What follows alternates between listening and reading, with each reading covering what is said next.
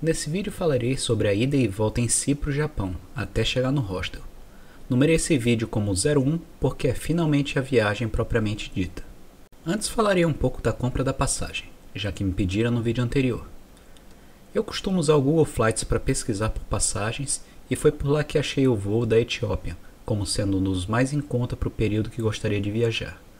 Há outros sites, mas o Flights costuma direcionar para a companhia ou agência que está oferecendo aquele preço, ao invés de querer intermediar e não omite taxas de compras, além de permitir manter um período e um trecho rastreados, que serve tanto para avisar quando o preço mudar, quanto para gerar um gráfico de preço de acordo com a data. Pelo site, a Etiópia permite manter a reserva por 72 horas sem qualquer custo, então fui fazendo isso para garantir o preço, protegendo de um possível aumento de preço ou lotação do voo. Cheguei a fazer isso 4 vezes. Até mudei a data de ida porque, inicialmente, iria no domingo antes de ver que haveria programação do WCS no sábado. Então comecei a me planejar para ir na quinta, dia 25 de julho. A passagem foi comprada dia 2 de julho. Para viagens para o exterior, não costuma haver um aumento no preço com a proximidade do voo, por isso paguei R$ 3.840, retificando inclusive um erro no valor do vídeo anterior. Dá para encontrar valores assim até em cima da viagem, mas isso para voos que não façam conexão dentro do Brasil, porque voos domésticos chegam a ficar várias vezes mais caros comprando em cima da hora. Decidindo finalmente por ir, entrei em contato por e-mail com a companhia, já que no site não havia a opção para pagar a reserva feita, daí a atendente me solicitou o código de reserva, mandei, recebi os dados e instrução para efetuar um TED, efetuei, mandei um comprovante e recebi o bilhete. Teoricamente, há um desconto para comprar pelo app de smartphone deles, mas na época ele era muito ruim e nunca consegui efetuar a compra por lá. Até testei novamente aqui agora há pouco, mas continuo com os problemas de ser bem ruim de achar voos e quando finalmente acha, não consegue fazer a reserva. Resolvida a passagem, fui atrás do resto dos preparativos. Nada que 2 ou 3 dias não bastassem para resolver tudo, incluindo aí pesquisa do que fazer por lá, apesar que eu já havia começado a esboçar uma lista de prioridades fazia mais de um ano. Então, chegou a hora de viajar. Talvez a maioria não saiba, mas moro em Santa Catarina e o aeroporto mais próximo é o de Navegantes. Na época, o voo mais barato saindo de Navegantes seria quase R$ 2.000 mais caro. Por isso, optei por um voo saindo de Guarulhos e fui até São Paulo de ônibus mesmo. Eu havia pedido para um amigo meu de Curitiba buscar o passaporte com visto japonês, já que precisava voltar para casa para preparar a bagagem para a viagem e precisaria parar por lá para buscar o passaporte com ele. Isso funcionou bem para mim, porque fazer a viagem desmembrada dessa forma saía mais barata. Normalmente um ônibus daqui sai cerca de R$ 100 até São Paulo, e pegando os 2 ônibus custam menos de 70, aproveitando o dia na cidade para ir atrás de uma casa de câmbio, onde consegui comprar apenas 20.000 ienes por não ter ligado antes e comprei alguns dólares também. Chegando a São Paulo, aproveitei para passar na Liberdade e comprar mais ienes por lá. Era um pouco mais caro que em Curitiba, mas pouca coisa. E lá dá para comprar uma boa quantia sem ligar antes, já que é comum o câmbio da moeda japonesa no bairro. Feito isso, peguei o metrô para o aeroporto de Guarulhos, de onde o voo sairia às 1 hora da manhã. Como essa linha não funciona até tarde, terminei chegando relativamente cedo no aeroporto, mas aproveitei para encontrar um amigo meu por lá e conversar um pouco. Acho aconselhável chegar com 2 horas de antecedência, mas é possível fazer check-in em muitos voos internacionais com 1 hora apenas. Na ida, você não precisa passar por Receita Federal ou algo do tipo, apenas está com passaporte e passagem. Os voos da Etiópia foram todos em Boeing 787, aeronaves modernas, com recursos como janelas que escurecem o vidro ao invés de ter cortinas e um interior relativamente silencioso. Nada que vá dar para ignorar, mas bem menor do que no 737 e outras aeronaves que costumam fazer voos domésticos no país. O serviço de bordo é bom. Serviram 3 refeições em cada voo, comida mesmo, nada de biscoitinho. Normalmente as comissárias acordam os passageiros na hora de servir a comida. É bom para não perder as refeições, mas se sua ideia era dormir ao decolar e só acordar na Etiópia, provavelmente isso não irá acontecer. Os assentos são de conforto mediano. Eu durmo fácil, então foi tranquilo no primeiro voo, mas no trecho da Etiópia ao Japão já parecia mais duros e incômodos. Se você esqueceu de levar um cobertor ou escova de dentes, não se preocupe.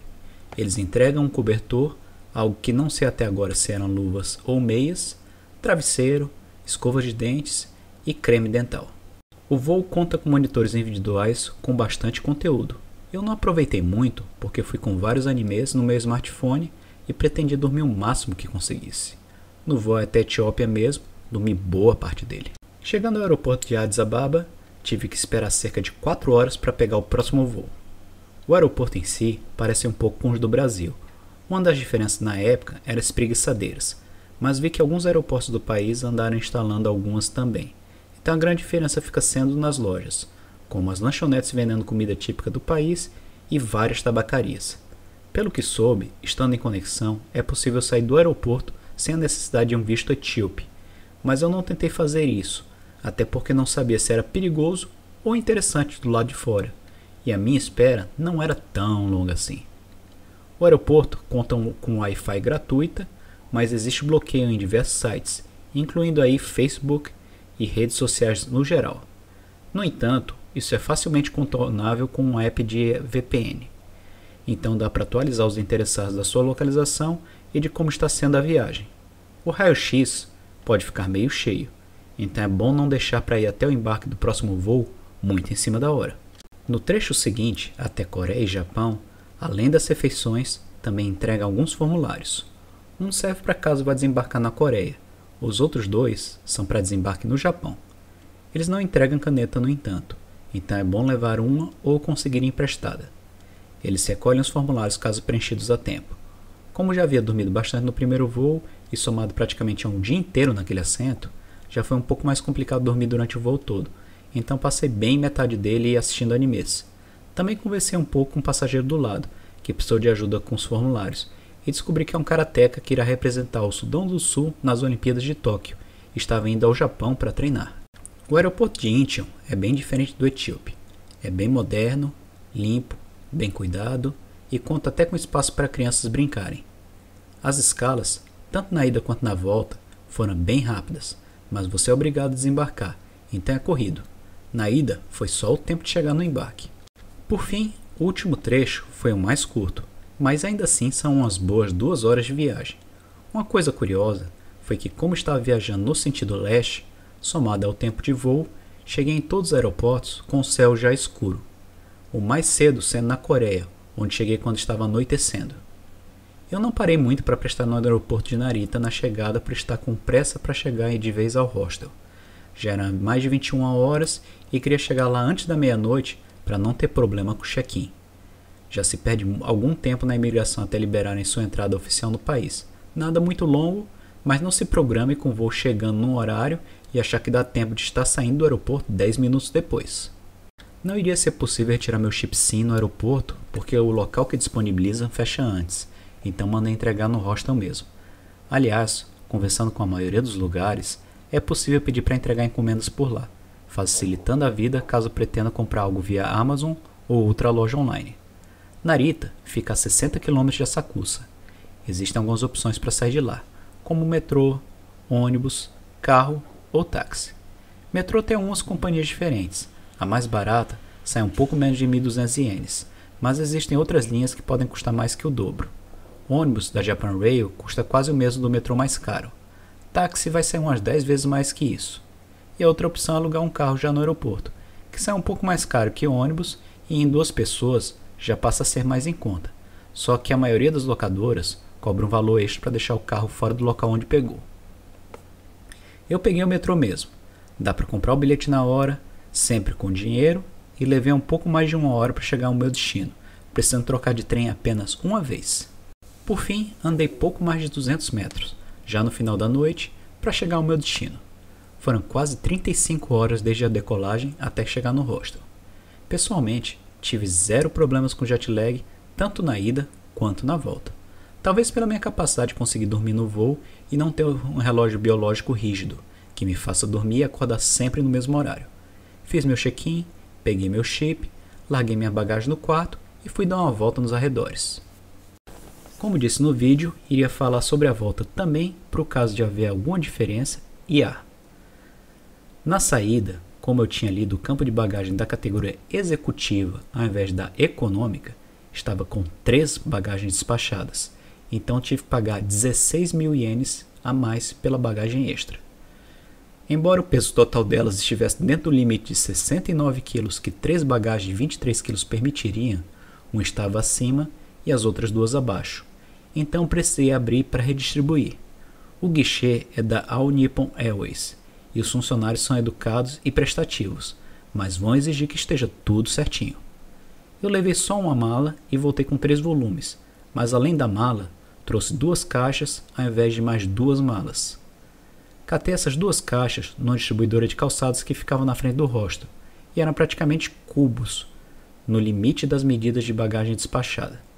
Optei por caixas porque é difícil achar malas cúbicas, e optei por esse formato porque o limite é da largura, altura e profundidade somadas, podendo ter um máximo de 158 centímetros. Em termos de volume, ele chega a ser 20% maior comparando o cubo a um formato típico de mala, sem contar que caixa de papelão ainda tem a vantagem na questão de peso e, por incrível que pareça, o pessoal da bagagem lida com mais cuidado porque papelão amassa com facilidade, então não podem sair jogando de qualquer jeito. Em termos de segurança, as caixas até melhores que malas, porque mala, mesmo com cadeado, se forem querer abrir ou roubar, conseguem fazer isso sem problemas. E a caixa fica bem evidente que é pela fita rasgada caso o façam. A desvantagem é que elas não têm rodinhas, mas resolvi esse problema comprando o carrinho da Amazon por cerca de 2.500 ienes, bem mais barato do que pagaria numa mala só. E mesmo com uma certa dificuldade para equilibrar as 2 caixas, era possível e assim o fiz. Se viajar novamente para lá, levo só minha mochila de trilha e volto com 2 caixas mesmo. Na questão de bagagem de mão, trouxe uma sacola grandona que tinha a bolsa da filmadora e outras coisas, e uma mochila pequena, com câmera e o resto de equipamento de foto. Dificilmente encrencam com isso. No aeroporto de Narita, eu consegui passear com mais calma na volta, e passei por lugares que não seriam possíveis na ida, como Dutch Free Shop. Tem umas coisas bem legais nas lojas tax free, como doces ou mesmo figures. É bom para fazer umas compras de última hora e quase trouxe um Gigi de pelúcia de lá. Mas já estava carregando muita coisa, então terminei não comprando mais nada. Mas o preço nas lojas é bom, inclusive com alguns produtos mais baratos que alguns outros lugares, como a Tokyo Skytree ou Diver City. Também dá para comer um sushi de despedida, caso você sinta vontade. Outra coisa que você encara na volta é a aduana no Brasil. Em Guarulhos, não tive muitos problemas, apesar do volume de coisas. Como estava basicamente trazendo pelúcias, roupas e figures nas caixas, quando o funcionário me perguntou, respondi isso, além de ter me perguntado em qual voo eu tinha vindo e para onde tinha sido a viagem. Daí ele me liberou, mas existia a possibilidade dele ter me direcionado para raio-x, pedir para abrir as caixas, verificar item por item, e se julgasse que passou da cota de $500, aí teria que pagar multa por não declarar. Essa multa é de 50% em cima do imposto de 50% sobre o que exceder a cota.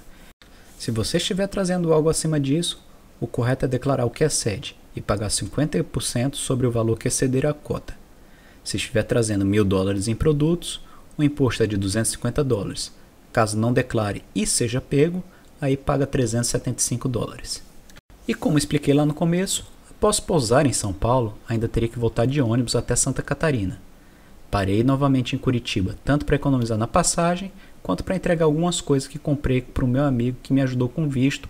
Depois fui até Joinville, onde um amigo meu de uma cidade vizinha ficou de me encontrar e me levar em casa, e também pegar as encomendas dele do Japão. O deslocamento é meio cansativo, tem gente que gosta, mas, se eu pudesse, ficaria feliz em não precisar passar por tudo isso para chegar. Se não teleportando, para economizar o tempo e energia, ao menos dormindo ao sair de Santa Catarina e já acordar no hostel. Teve algumas coisas interessantes no processo, foi bom para conhecer, mas não é algo que eu gostaria de repetir caso vá lá novamente. Com isso, encerro o vídeo de hoje. No próximo vídeo, continuo a série falando da chegada no Japão e como é andar por lá, tanto a experiência de estar num país diferente, quanto como para fazer para alugar uma bicicleta, andar a pé ou de metrô. Até semana que vem!